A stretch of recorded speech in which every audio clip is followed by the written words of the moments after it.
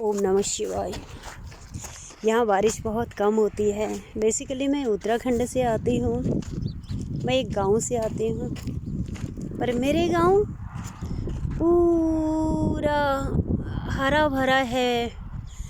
वहाँ पे बर्फ़ के पहाड़ हैं, बहुत घने घने जंगल हैं, जहाँ पे शेर, भालू, हाथी सब रहते हैं। और जब मैं बहुत छोटी थी, अपने बचपन में, तब वहाँ लाइट नहीं थी। मैंने कभी सोचा भी नहीं था मैं किसी दूसरी कंट्री में जाऊँगी।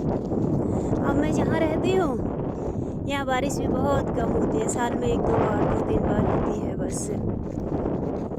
यहाँ पूरे कांटे के पौधे हैं। ये कांटे के जो पौधे हैं ना, ये भी बहुत मतलब बड़ा संकेत देते हैं।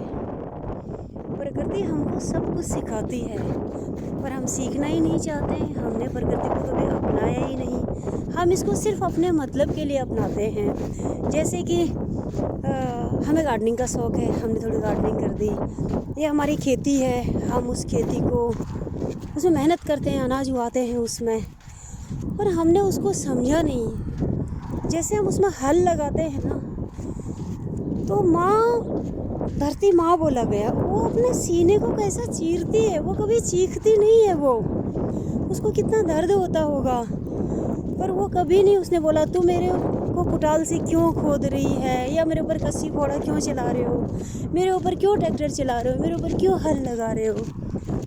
तो कितना वो शांति से हमको, मतलब वो बोलती है कोई नहीं, तुम पलो बड़ो। माँ है तो माँ ही है ना, माँ भी ऐसी होती है, माँ बाप भी ऐसे होते हैं।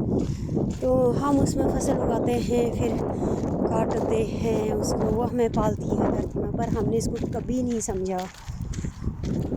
ओम नमः शिवाय।